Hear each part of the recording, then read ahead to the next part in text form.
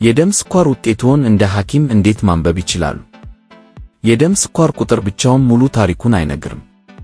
የደም ስኳር ምርመራ ውጤትዎን አይተው ይህ መደበኛ ነው ወይም አይደለም ብለው ጠይቀው ያውቃሉ? ምናልባት 95፣ 120 ወይም 200 የሚል ቁጥር ያዩ ይሆናል፣ ግን ይህ ቁጥር በትክክል ምን ማለት እንደሆነ ላያውቁ ይችላሉ። ሐኪሞች የደም ስኳርን ሲተረጉሙ አንድ ቁጥርን ብቻ አይመለከቱም። ምርመራው መቼ እንደተደረገ፣ ከምግብ በፊት ጾመው እንደነበር፣ ምልክቶችዎን፣ የጤና ታሪክዎን፣ የሚወስዷቸውን መድኃኒቶች እና ከሁሉም በላይ የደም ስኳርዎ በጊዜ ሂደት ያሳየውን ለውጥ አብረው ያጤናሉ። በዚህ ቪዲዮ ውስጥ በጣም ጠቃሚ የሆኑትን የደም ስኳር ውጤቶች እንዴት ማንበብ እንደሚችሉ እንመለከታለን። የጾም የደም ስኳር በየትኛውም ሰዓት የሚለካ የደም ስኳርና ሄሞግሎቢን A1C ወይም HbA1c የሚባለውን ምርመራ እንገልጻለን። በመጨረሻም እነዚህ ቁጥሮች ምን እንደሚያመለክቱ፣ በአጠቃላይ መደበኛ ወይም ከመደበኛ ውጪ የሚባሉት ደረጃዎች ምን እንደሆኑ እና ውጤቱ መቼ የሕክምና ትኩረት እንደሚፈልግ ይረዳሉ። አሁን በዝርዝር እንመልከት። የደም ስኳር በትክክል ምንድነው? የደም ስኳር ማለት በደሞ ውስጥ የሚዘዋወረው የግሉኮስ መጠን ነው። ግሉኮስ ለሰውነታችን ዋና የኃይል ምንጮች አንዱ ነው። አንጎላችን ግሉኮስ ያስፈልገዋል። ጡንቻዎቻችን ግሉኮስ ይጠቀማሉ። እንዲሁም በሰውነታችን ያሉ ብዙ ሴሎች ለኃይል በግሉኮስ ላይ ይመረኮዛሉ። ካርቦሃይድሬት ያላቸውን ምግቦች ከበላን በኋላ እነዚህ ምግቦች ወደ ግሉኮስ ይሰበራሉ። ግሉኮሱ ወደ ደማችን ይገባል። ቆሽታችንም ኢንሱሊን የሚባል ሆርሞን ይለቃል። ኢንሱሊን ግሉኮስ ከደማችን ወደ ሴሎቻችን እንዲገባ ይረዳል። እዚያም ለኃይል ሊውል ወይም ለበኋላ ሊከማች ይችላል። ኢንሱሊንን እንደ ቁልፍ አስቡት። ይህ ቁልፍ ግሉኮስ ከደም ወደ ሴሎች እንዲገባ መንገዱን ይከፍታል። በስኳር በሽታ ይህ ሥርዓት በትክክል ላይሰራ ይችላል። ሰውነታችን በቂ ኢንሱሊን ላያመነጭ ይችላል። ሴሎቻችንም ለኢንሱሊን በትክክል ምላሽ ላይሰጡ ይችላሉ፣ ወይም ሁለቱም ሊከሰቱ ይችላሉ። በዚህም ምክንያት ግሉኮስ በደም ውስጥ ከፍ ብሎ ሊቆይ ይችላል። ለዚህም ነው የደም ስኳር ውጤቶችዎን መረዳት አስፈላጊ የሆነው። የጾም የደም ስኳር የመጀመሪያው ዋና ቁጥር። በመጀመሪያ ከተለመዱት ምርመራዎች አንዱን እንመልከት። ይህ የጾም የደም ግሉኮስ ምርመራ ነው። ጾም ማለት ከምርመራው በፊት ቢያንስ ለ8 ሰዓት ምግብ ወይም ካሎሪ ያለው መጠጥ አለመውሰድ ማለት ነው። ለአብዛኛው ሰው ይህ ምርመራ ጠዋት ከቁርስ በፊት ይደረጋል።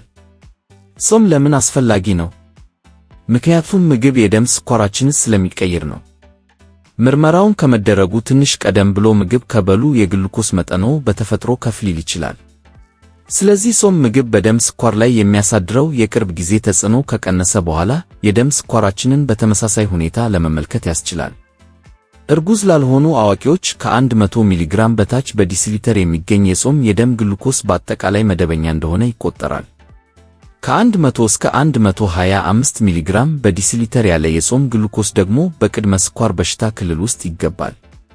126 ሚሊግራም በዲሲሊተር ወይም ከዚያ በላይ የሆነ የጾም ግሉኮስ ደግሞ በስኳር በሽታ ክልል ውስጥ ይገባል።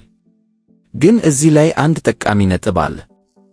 አንድ ያልተለመደ ውጤት ብቻ በአብዛኛው ለብቻው የስኳር በሽታ ምርመራ አይረጋግጥም። ግልጽ የከፍተኛ የደም ስኳር ምልክቶች ከሌሉ የስኳር በሽታ በድጋሚ ምርመራ ወይም በሌላ የምርመራ ዘዴ መረጋገጥ ይኖርበታል። ስለዚህ አንድ ጊዜ የጾም ግሉኮሶ 130 ብሎ ቢመጣ ወዲያውኑ ስኳር በሽታ አለብኝ ብለው አይወስኑ። ውጤቱ ከሌሎች መረጃዎች ጋር ተያይዞ መተርጎም አለበት።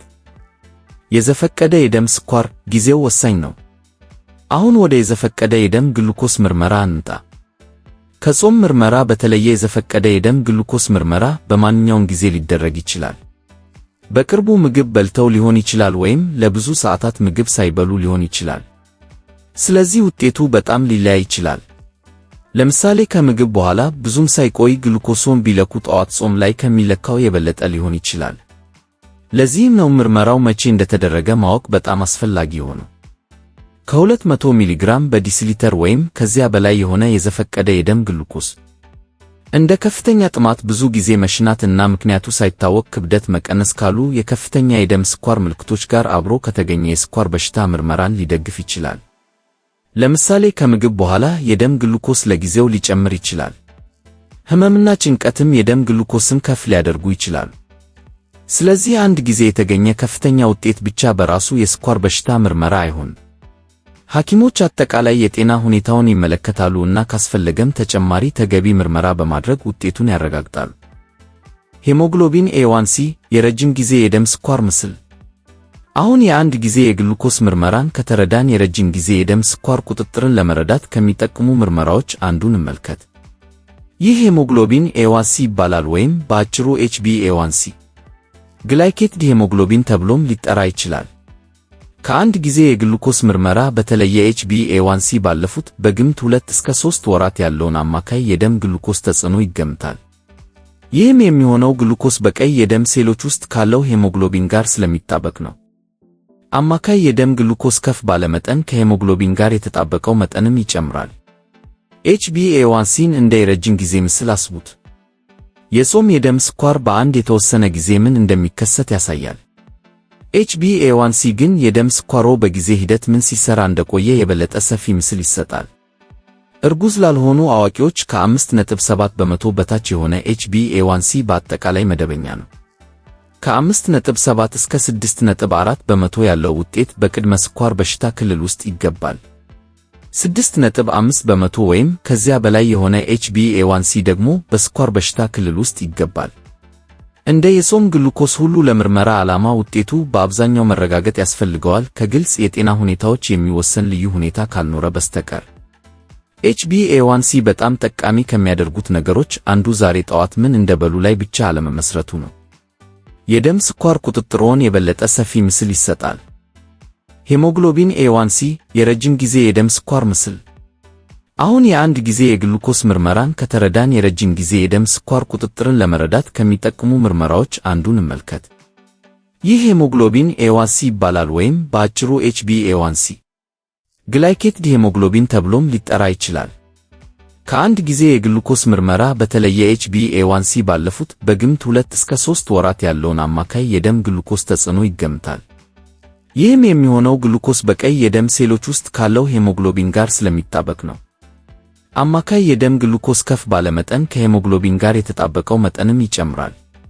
HbA1cን እንደ የረጅም ጊዜ ምስል አስቡት። የጾም የደም ስኳር በአንድ የተወሰነ ጊዜ ምን እንደሚከሰት ያሳያል።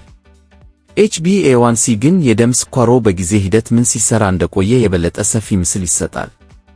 እርጉዝ ላልሆኑ አዋቂዎች ከ5.7 በመቶ በታች የሆነ HbA1c በአጠቃላይ መደበኛ ነው። ከ5.7 እስከ 6.4 በመቶ ያለው ውጤት በቅድመ ስኳር በሽታ ክልል ውስጥ ይገባል። 6.5 በመቶ ወይም ከዚያ በላይ የሆነ HbA1c ደግሞ በስኳር በሽታ ክልል ውስጥ ይገባል። እንደ የጾም ግሉኮስ ሁሉ ለምርመራ ዓላማ ውጤቱ በአብዛኛው መረጋገጥ ያስፈልገዋል ከግልጽ የጤና ሁኔታዎች የሚወሰን ልዩ ሁኔታ ካልኖረ በስተቀር። HbA1c በጣም ጠቃሚ ከሚያደርጉት ነገሮች አንዱ ዛሬ ጠዋት ምን እንደበሉ ላይ ብቻ አለመመስረቱ ነው። የደም ስኳር ቁጥጥሮን የበለጠ ሰፊ ምስል ይሰጣል። HbA1c ሁሉም ነገር አይነግርም። ነገር ግን እዚህ ላይ ሌላ ጠቃሚ ነገር አለ። HbA1c አማካይ ውጤት ነው። አማካይ ውጤት ግን አንዳንድ ጠቃሚ መረጃዎችን ሊደብቅ ይችላል። ለምሳሌ ሁለት ሰዎች ሁለቱም 7 በመቶ HbA1c እንዳላቸው አስቡ። አንደኛው ሰው ቀኑን ሙሉ በአንጻራዊነት የተረጋጋ የግሉኮስ መጠን ሊኖረው ይችላል።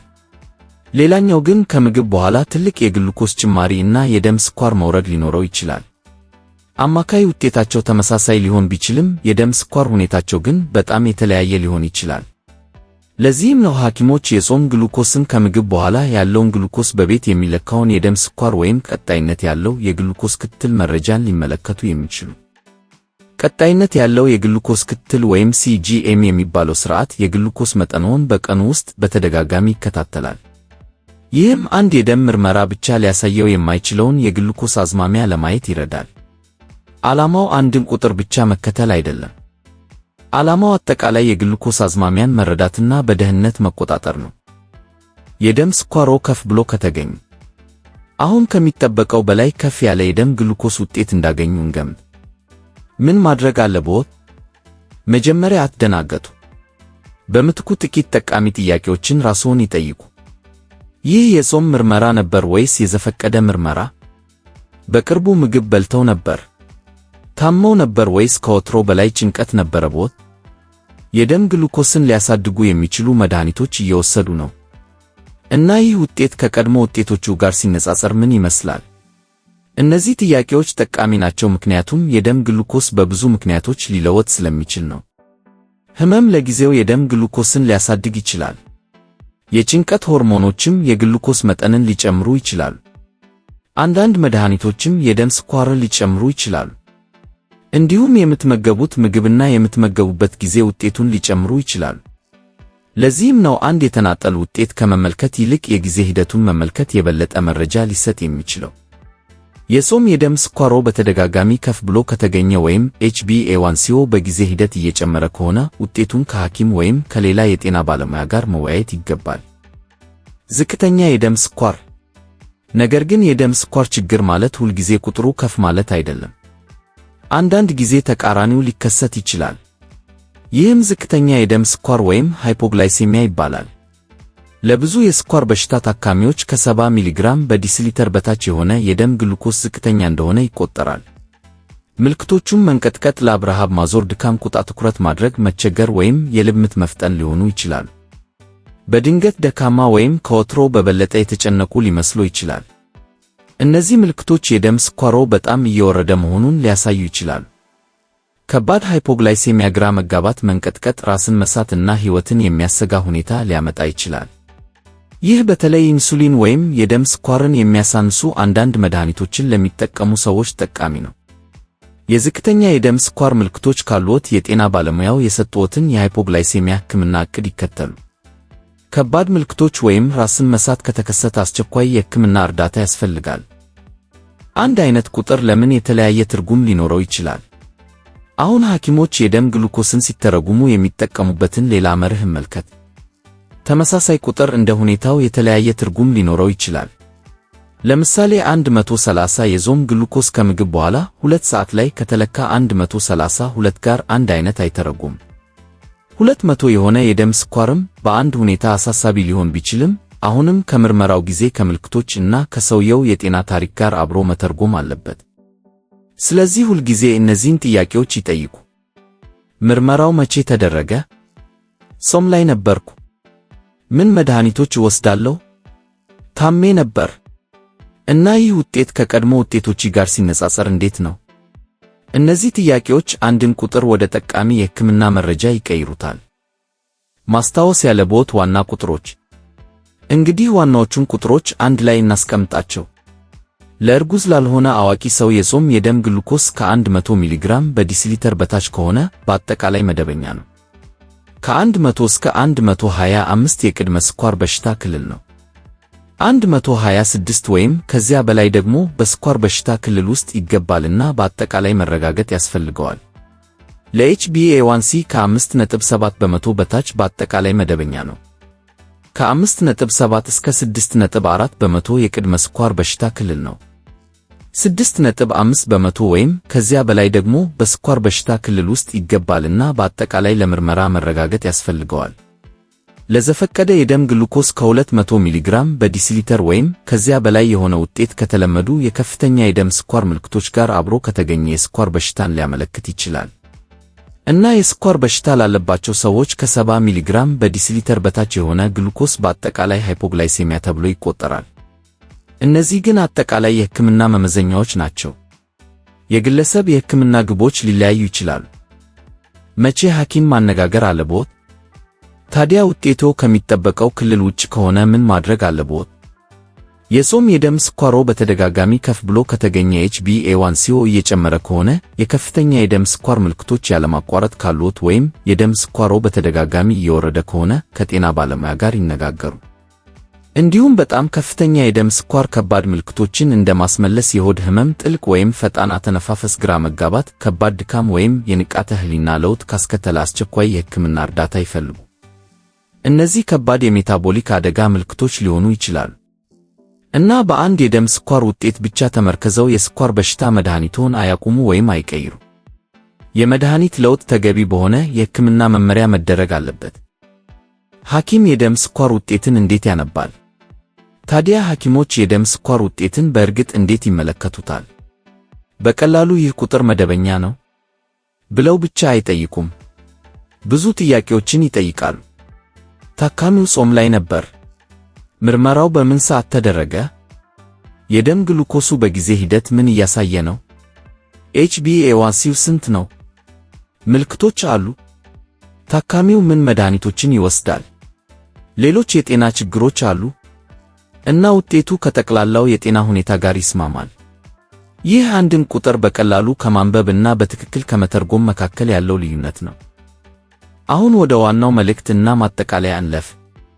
እና እዚህ ላይ ማስታወስ ያለብዎት በጣም አስፈላጊው ነገር ይህ ነው። የደም ስኳር ውጤቶ ቁጥር ብቻ አይደለም። በሰውነቶ ውስጥ ምን እየተከሰተ እንዳለ የሚነግር አንድ መረጃ ነው። የጾም ግሉኮስ ከጾም በኋላ የደም ስኳሮ ምን እንደሚመስል ይነግራል። የዘፈቀደ ግሉኮስ በተወሰነ ጊዜ የደም ስኳሮ ምን ያህል እንደሆነ ያሳያል። HbA1c ደግሞ ባለፉት 2 እስከ 3 ወራት ያለውን አማካይ የግሉኮስ ተጽዕኖ የበለጠ ሰፊ ምስል ይሰጣል። በጣም አስፈላጊው ነገር አንድ ያልተለመደ ቁጥር ስላገኙ መፍራት አይደለም። አዝማሚያውን ይመልከቱ፣ አውዱን ይረዱ፣ አስፈላጊ ሲሆን ያልተለመዱ ውጤቶችን ያረጋግጡ እና ውጤቶቹ ለእርስዎ ምን እንደሚሉ ለመወሰን ከጤና ባለሙያ ጋር ይስሩ። ምክንያቱም ቁጥሮቹን ሲረዱ ስለ ጤናው የበለጠ ግንዛቤ ያለው ውይይት ማድረግ ይችላሉ። ይህ ቪዲዮ የደም ስኳር ምርመራን እንዲረዱ ከረዳዎት ፋርማኮን ጤናን ይከተሉ። እዚህ የጤና የመድኃኒት እና የፋርማኮሎጂ መረጃዎችን ያለማጋነን በቀላልና በሳይንስ የተደገፈ መንገድ እናቀርባለን። ይህ ፋርማኮን ጤና ነው። የተሻለ ጤና የሚጀምረው በተሻለ መረጃ ነው።